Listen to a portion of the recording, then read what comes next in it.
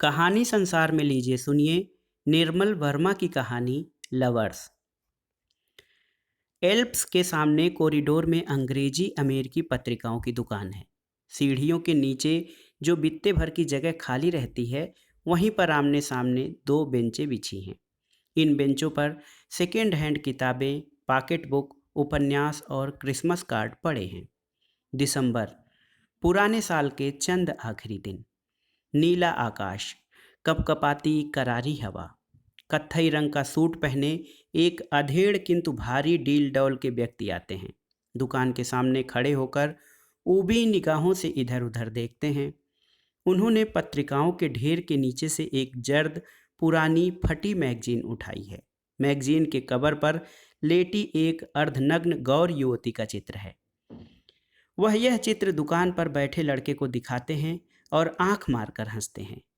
लड़के को उस नंगी स्त्री में कोई दिलचस्पी नहीं है, किंतु गाहक गाहक है और उसे खुश करने के लिए वह भी मुस्कुराता है। कत्थई सूट वाले सज्जन मेरी ओर देखते हैं। सोचते हैं शायद मैं भी हंसूंगा, किंतु इस दौरान में लड़का सीटी बजाने लगता है, धीरे धीरे। लगता है सीटी की आवाज़ उसके होठों से नहीं, उसकी छाती के भीतर से आ रही है। मैं दूसरी ओर देखने लगता हूँ। मैं पिछली रात नहीं सोया और सुबह भी। जब अक्सर मुझे नींद आ जाती है, मुझे नींद नहीं आई। मुझे यहाँ आना था और मैं रात भर यही सोचता रहा कि मैं यहाँ आऊँगा, कॉरिडोर में खड़ा रहूँगा। मैं उस सड़क की ओर देख रहा हूँ जहाँ से उसे आना है, जहाँ से वह हमेशा आती है। उस सड़क के दोनों ओर लैंप पोस्टों पर लाल फेस्टून लगे हैं, बांसों पर झंडे लगाए गए हैं। आए दिन विदेशी नेता इस सड़क से गुजरते हैं। जब हवा चलती है, फेस्टून गुब्बारे की तरह फूल जाते हैं। आकाश झंडों के बीच सिमट आता है, नीले लिफाफे सा। मुझे बहुत सी चीज़ें अच्छी लगती हैं। जब रात को मुझे नींद नहीं आती, तो मैं अक्सर एक एक करके इन चीज़ों को गिनता हूँ जो मुझे अच्छी लगती हैं। जैसे हवा में रंग बिरंगे झंडों का फरफराना, जैसे चुपचाप प्रतीक्षा करना। अब ये दोनों बातें हैं। मैं प्रतीक्षा कर रहा हूँ, उसे देर नहीं हुई है।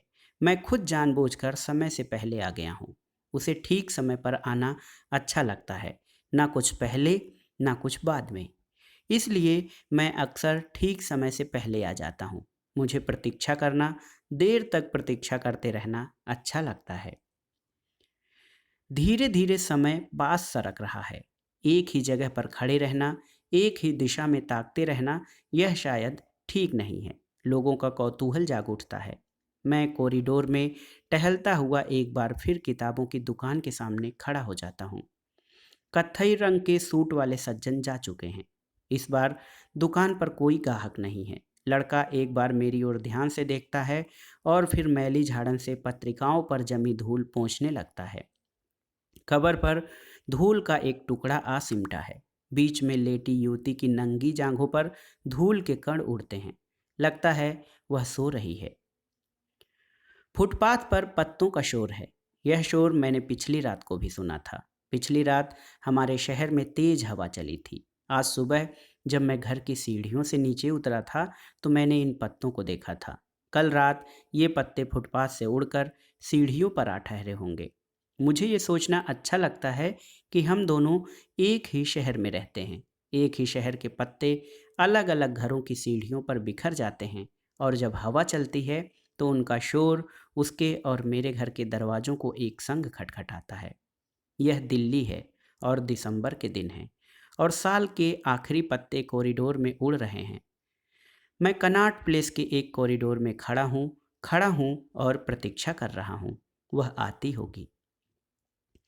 मैं जानता था वह दिन आएगा जब मैं एल्प्स के सामने खड़ा होकर प्रतीक्षा करूंगा। कल शाम उसका टेलीफोन आया था। कहा था कि वह आज सुबह एल्प्स के सामने मिलेगी। उसमें कुछ और नहीं कहा था। उस पत्र का कोई जिक्र नहीं किया था जिसके लिए वह आज यहाँ आ रही है। मैं जानता था कि मेरे पत्र का उत्तर वह नहीं भेजेगी। वह लिख नहीं सकती। मैं लिख नहीं सकती, एक दिन उसने कहा था। उस दिन हम दोनों हुमायूं के मकबरे गए थे। वहाँ वह नंगे पांव घास पर चली थी। मुझे नंगे पांव घास पर चलना अच्छा लगता है उसने कहा था। मैंने उसकी चप्पलें हाथ में पकड़ रखी थी। उसने मना किया था, इट इज़ नॉट डन। उसने अंग्रेजी में कहा था। यह उसका प्रिय वाक्य है। जब कभी मैं उसे धीरे से अपने पास खींचने लगता हूँ तो वह अपने को बहुत हल्के से अलग कर देती है और कहती है, इट इज़ नॉट डन। मैंने उसकी चप्पलों को अपने रुमाल में बांध लिया था। रुमाल का एक सिरा उसने पकड़ा था, दूसरा मैंने। हम उस रुमाल को हिला रहे थे और चप्पलें बीच हवा में ऊपर नीचे झूलती थी। मकबरे के पीछे पुराना टूटा फूटा टेरेस था। उसके आगे रेल की लाइन थी। बहुत दूर जमुना थी जो बहुत पास देखती थी। उसके नंगे सांवले पैरों पर घास के भूरे तिनके और बजरी के दाने चिपक गए थे। मेरी ऐनक पर धूल जमा हो गई थी, लेकिन मैं रुमाल से उसको नहीं पोंछ सकता था क्योंकि रुमाल में चप्पलें बंधी थी और उसके पांव अभी तक नंगे थे। तब मैंने उसकी उन्नावी साड़ी के पल्ले से अपनी ऐनक के शीशे साफ किए थे। वह नीचे झुकाई थी और उसने धीरे से पूछा था, तुम यहाँ कभी पहले आए थे? हाँ, अपने दोस्तों के संग। क्या किया था? उसने मेरी ओर झपकती आंखों से देखा। दिन भर फ्लैश खेली थी, मैंने कहा। और क्या किया था? उसके स्वर में आग्रह था। शाम को बियर पी थी। वे गर्मी के दिन थे। तुम पीते हो? हाँ, मैंने कहा, पीता तो हूँ। किसी ने देखा नहीं? नहीं, अंधेरा होने पर पी थी और जाने से पहले बोतलें नीचे फेंकती थी। नीचे कहाँ? टेरेस के नीचे। टेरेस के नीचे रेलवे लाइन है, जमुना है जो बहुत दूर है और बीच में पुराने किले के खंडहर हैं। बहुत शुरू का मौन है और सर्दियों की धूप है जो किले के भग्न झरोकों पर ठगी सी ठिठकी रह गई है। वह शुरू दिसंबर की शाम थी। हम हुमायूं के मकबरे के पीछे छोटे टेरेस पर बैठे थे। बाईं ओर पुराने किले के टूटे पत्थर थे, धूप में सोते से। सामने ऊबड़ खाबड़ मैदान था जिसे बाढ़ के दिनों में जमुना भिगो गई थी और जहां चूने सी सफेदी बिछल आई थी। जब वापस आने लगे तो वह सीढ़ियों पर उतरती हुई सहसा ठिठक गई। तुमने देखा? उसकी आंखें कहीं पर टिकी थी। उधर हवा में उसकी निगाहों पर मेरी आंखें सिमट आई थी। उसने हाथ से दूर एक पक्षी की ओर संकेत किया। वह मकबरे की एक मीनार पर बैठा था। वह चुपचाप निरीह आंखों से हमें देख रहा था। यह नीलकंठ है, तुमने कभी देखा है? उसने बहुत धीरे से कहा, नीलकंठ को देखना बड़ा शुभ माना जाता है। क्या हम दोनों के लिए भी? मैं हंसने लगा।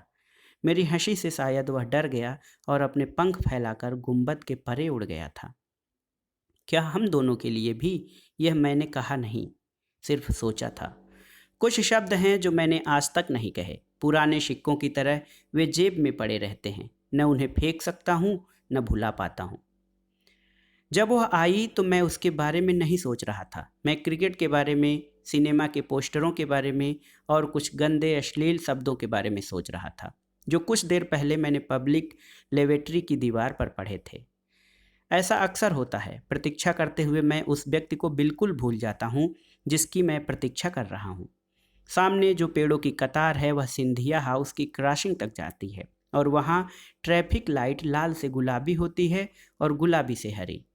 जब वह आई तो मुझे कुछ भी पता नहीं चला था। मैं ट्रैफिक लाइट को देख रहा था और वह मेरे पास चली आई थी, बिल्कुल पास, बिल्कुल सामने। उसने काली शाल ओढ़ रखी है और उसके बाल सूखे हैं। उसके होठों पर हल्की, बहुत ही हल्की सी लिपस्टिक है, जैसी वह अक्सर लगाती है। तुम क्या बहुत देर से खड़े हो? उसने पूछा। मैं तुमसे पहले आ गया था। कब से इंतजार कर रहे हो? पिछले एक हफ्ते से, मैंने कहा। वह हंस पड़ी। मेरा मतलब ये नहीं था।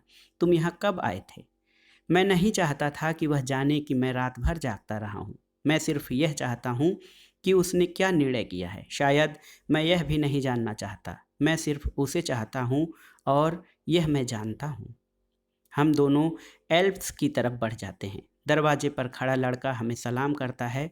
वह दरवाज़ा खोलकर भीतर चली जाती है। मैं क्षण भर के लिए बाहर ठिठक जाता हूँ। लड़का मुझे देखकर मुस्कुराता है। वह हम दोनों को पहचानने लगा है। उसने हम दोनों को कितनी बार यहाँ एक संग आते देखा है। एल्प्स के भीतर अंधेरा है या शायद अंधेरा नहीं है। हम बाहर से आए हैं इसलिए सब कुछ धुंधला सा लगता है।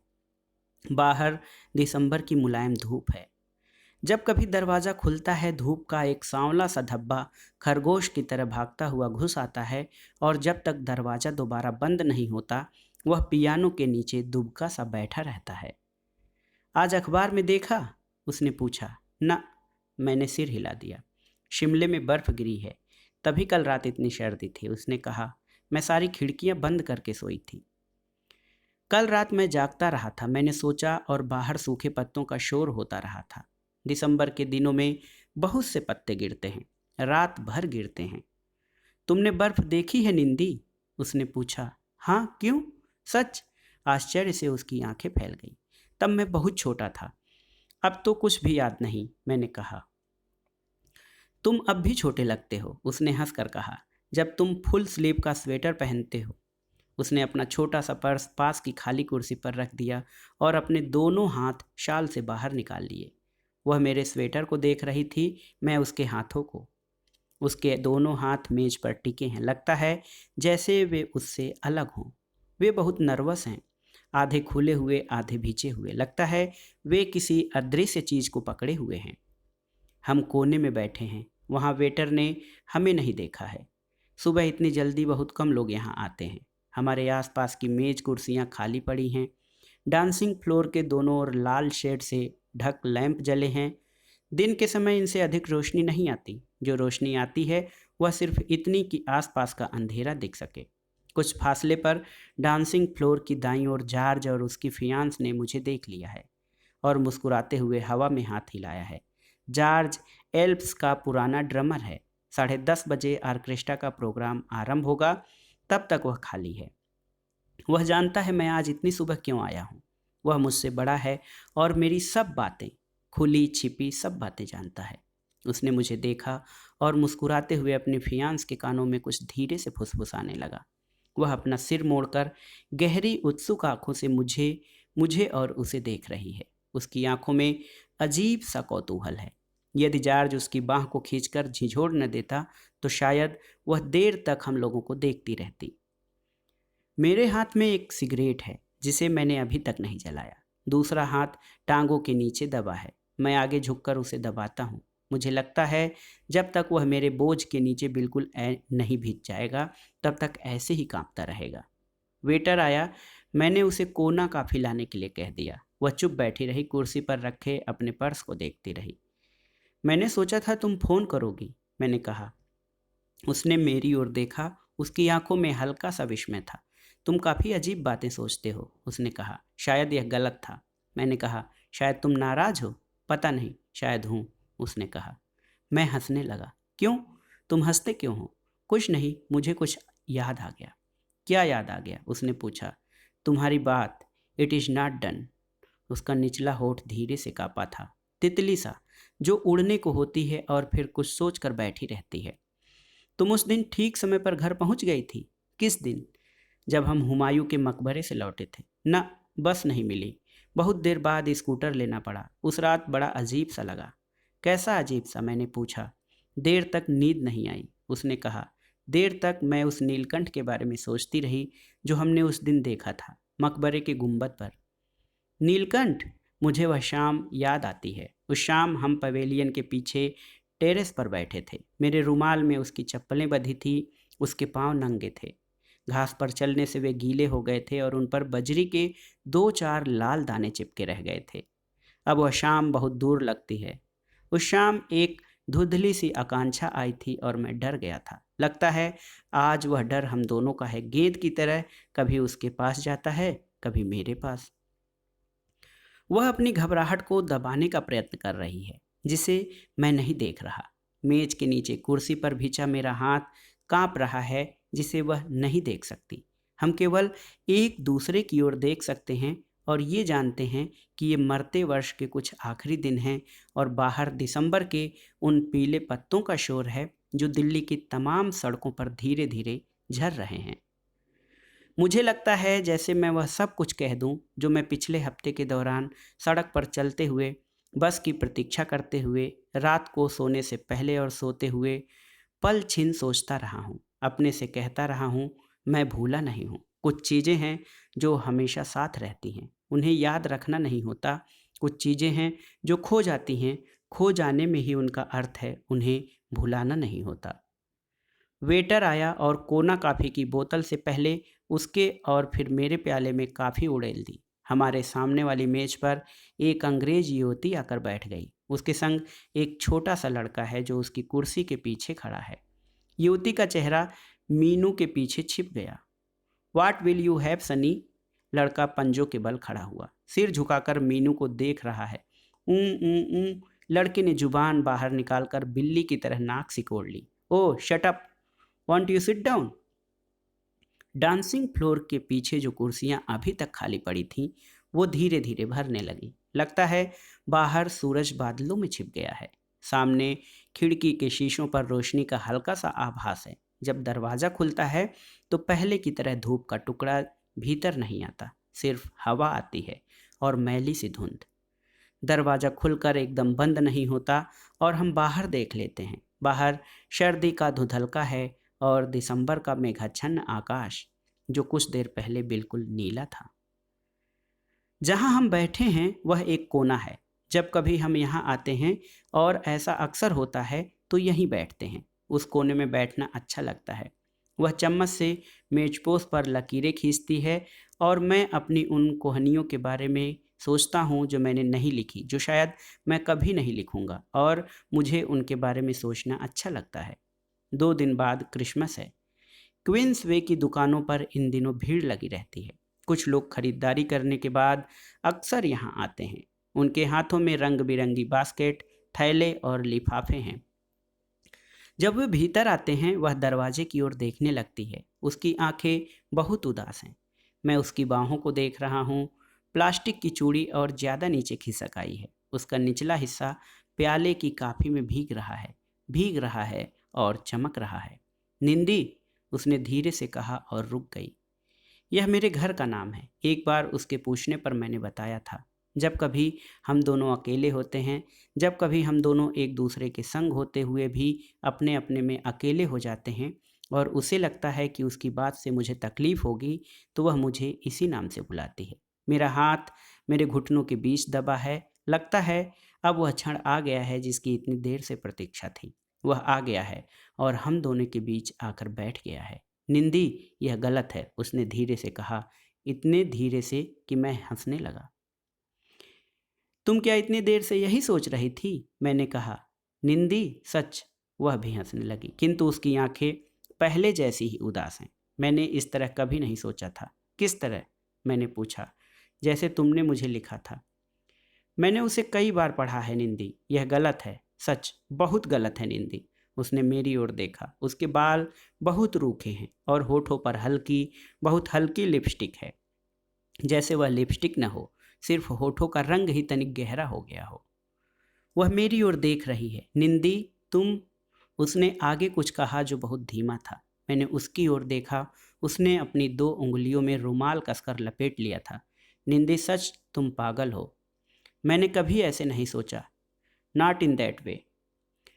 नॉट इन दैट वे, ये 4 शब्द बहुत ही छोटे हैं, आसान हैं, और मैं अचानक खाली सा हो गया हूँ और सोचता हूँ जिंदगी कितनी हल्की है। मैंने उसकी ओर देखा। उसकी आंखों में बड़े बड़े आंसू थे, जैसे बच्चों की आंखों में होते हैं, किंतु उन आंसुओं का उसके चेहरे से कोई संबंध नहीं है। वे भूले से निकल आए हैं और कुछ देर में लुढ़कने से पहले खुद ब खुद सूख जाएंगे और उसे पता भी नहीं चलेगा। लेकिन शायद कुछ है जो नहीं सूखेगा। मैं कल रात यही सोचता रहा था कि वह न कह देगी तो क्या होगा। अब उसने कह दिया है और मैं वैसा ही हूँ। कुछ भी नहीं बदला। जो बचा रह गया है वह पहले भी था। वह सिर्फ है जो उम्र के संग बढ़ता जाएगा और खामोश रहेगा, बंद दरवाजे की तरह, उड़ते पत्तों और पुराने पत्थरों की तरह, और मैं जीता रहूँगा। उसके चेहरे पर शर्म और सहानुभूति का अजीब सा घुला मिला भाव है। सहानुभूति मेरे लिए, शर्म शायद अपने पर। "निंदी, क्या तुम नाराज हो?" मैं अपना सिर हिलाता हूँ। "हाँ।" "तुम अब मुझे बुरा समझते होगे।" मैं हंस देता हूँ। मैं अब बिल्कुल शांत हूँ। टांगों के नीचे मेरा हाथ नहीं कांप रहा। जब हम यहाँ आए थे तब सब कुछ धुंधला धुंधला सा दिख रहा था।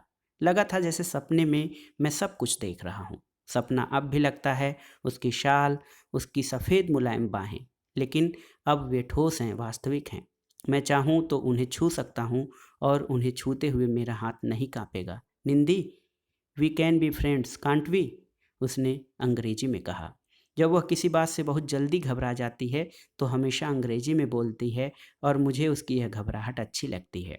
मैं कुछ भी नहीं कहता क्योंकि कुछ भी कहना कोई मायने नहीं रखता, और यह मुझे मालूम है कि जो कुछ मैं कहूँगा वह नहीं होगा। जो कहना चाहता हूँ वह शब्दों से अलग है, इसलिए 15-20 वर्ष बाद जब मैं दिसंबर की इस सुबह को याद करूँगा तो शब्दों के सहारे नहीं, याद करने पर बहुत सी बेकार निरर्थक चीज़ें याद आएंगी। जैसे वह क्रिसमस के 2 दिन पहले की सुबह थी। हम एल्प्स में बैठे थे और बाहर दिसंबर के पीले पत्ते हवा में झड़ते रहे थे। क्योंकि यह कहानी नहीं है, ये कुछ ऐसी बातें हैं जिनकी कहानी कभी नहीं बनती। यही कारण है कि मैं बार बार मन ही मन दोहरा रहा हूँ। ये वर्ष के अंतिम दिन हैं, बाहर दुकानों पर क्रिसमस और न्यू ईयर कार्ड बिक रहे हैं। यह दिल्ली है, हमारा शहर।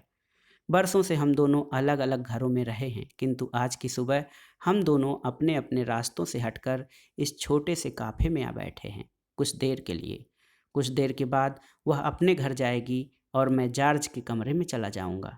सारी शाम पीता रहूंगा। सच, निंदी कांट वी बी फ्रेंड्स, उसके स्वर में भीगा सा आग्रह है। मैं मुस्कुराता हूँ, मुझे एक लंबी सी झंपाई आती है। मैं उसे दबाता नहीं।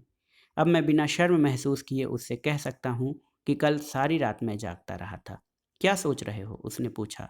बर्फ के बारे में, मैंने कहा। तुमने कहा था कि शिमले में कल बर्फ गिरी थी। हाँ, मैंने अखबार में पढ़ा था और मैं देर तक तुम्हारे बारे में सोचती रही थी। रात भर बर्फ गिरती रही थी और मुझे पता भी नहीं चला था, इसलिए कल रात इतनी सर्दी थी। मैं अपने कमरे की सारी खिड़कियां बंद करके सोई थी, उसने कहा। जब कभी शिमले में बर्फ गिरती है तो दिल्ली में हमेशा सर्दी बढ़ जाती है। कुछ देर पहले मैं एल्प्स के आगे खड़ा था। मैं पहले आ गया था और ट्रैफिक लाइट को देखता रहा था। मैंने 10 की गिनती गिनी थी। सोचा था यदि 10 तक पहुंचते पहुंचते बत्ती का रंग हरा हो जाएगा तो वह हाँ कहेगी, नहीं तो नहीं। किंतु अब मैं शांत हूँ। और निंदी, उसने कहा, तुमने यदि पत्र में न लिखा होता तो अच्छा रहता। अब हम वैसे नहीं रह सकेंगे जैसे पहले थे। और मैं जागता रहा था। मैंने सोचा तुमने नहीं सुना। कल रात देर तक दिल्ली की सूनी सड़कों पर पत्ते भागते रहे थे, मैंने कहा। मैं खिड़कियां बंद करके सो गई थी, उसने कहा। और मुझे सपने में हुमायूं का मकबरा दिखाई दिया था। तुम जोर से हंसे थे और बेचारा नीलकंठ डर से उड़ गया था। हम दोनों चुप बैठे रहे। कुछ देर बाद उसकी पलकें ऊपर उठी। क्या सोच रहे हो, उसने पूछा। मैं चुपचाप उसकी ओर देखता रहा। बर्फ के बारे में, मैंने धीरे से कहा। हम उठ खड़े होते हैं। ऑर्केस्ट्रा शुरू होने वाला है और हम उसके शुरू होने से पहले ही बाहर चले जाना चाहते हैं। दरवाजे के पास आकर मैं ठहर जाता हूँ और आखिरी बार पीछे मुड़कर देखता हूँ। मेजपोश पर वे लकीरें अब भी अंकित हैं जो अनजाने में उसने चम्मच से खींचती थी। उन लकीरों को दोनों ओर 2 प्याले हैं जिनसे हमने अभी काफ़ी पी थी। वे दोनों बिल्कुल पास पास पड़े हैं और कुछ देर तक वैसे ही पड़े रहेंगे जब तक बहरा उन्हें उठाकर नहीं ले जाएगा। वे 2 कुर्सियां भी हैं जिन पर हम इतनी देर से बैठे रहे थे और जो अब खाली हैं। कुछ देर तक वे वैसे ही खाली प्रतीक्षारत पड़ी रहेंगी। जॉर्ज की फियांस ने मुझे देखा है। वह मुझे देखती हुई शरारत भरी दृष्टि से मुस्कुरा रही है। वह समझती है हम दोनों लवर हैं। जॉर्ज ने शायद उसे बताया होगा। जॉर्ज स्टेज पर ड्रम के आगे बैठा है। कुछ ही देर में ऑर्केस्ट्रा शुरू हो जाएगा। जॉर्ज ने भी मुझे देख लिया है। वह धीरे से ड्रम स्टिक हवा में घुमाता है। गुड लक, उसने कहा और धीरे से आंख दबा दी। मैं बाहर चला गया। बाहर बादल छट गए हैं। कॉरिडोर में धूप सिमट आई है। एल्प्स के बाहर अंग्रेजी पत्रिकाओं की दुकान पर कुछ लोग जमा हो गए हैं। सामने क्वींसवे की दुकानों के आगे भीड़ लगी है। क्रिसमस रिडक्शन सेल की तख्तियों पर टंगे रंग बिरंगे रिबन हवा चलने से फरफराने लगते हैं। उनके पीछे दिसंबर का नीला आकाश फैला है। मुझे एक लंबी सी जम्हाई आती है और आंखों में पानी भर आता है। क्या बात है, उसने पूछा। कुछ नहीं, मैंने कहा। मुझे कुछ क्रिसमस कार्ड खरीदने हैं, मेरे संग आओगे, उसने कहा। चलो, मैंने कहा। मैं बिल्कुल खाली हूँ। हम दोनों क्वींस वे की ओर चलने लगते हैं। जरा ठहरो, मैं अभी आता हूँ। मैं पीछे मुड़ गया और तेजी से कदम बढ़ाता हुआ अमेरिकी पत्रिकाओं की दुकान के सामने आ खड़ा हुआ। पुरानी पत्रिकाओं का ढेर मेरे सामने बेंच पर रखा था। मैं उन्हें उलट उलट पर फेंक कर नीचे से एक मैगजीन उठा लेता हूँ। वही कवर है जो अभी कुछ देर पहले देखा था। वही बीच का दृश्य है जिस पर अर्धनग्न युवती धूप में लेटी है। क्या दाम है? मैंने पूछा। लड़के ने मुझे देखा, दाम बताया और मुस्कुराते हुए सीटी बजाने लगा। तो दोस्तों, ये थी निर्मल वर्मा की प्रसिद्ध कहानी लवर्स। कहानी आपको कैसी लगी हमें कमेंट बॉक्स में ज़रूर बताइएगा। कहानी सुनने के लिए धन्यवाद दोस्तों। नमस्कार।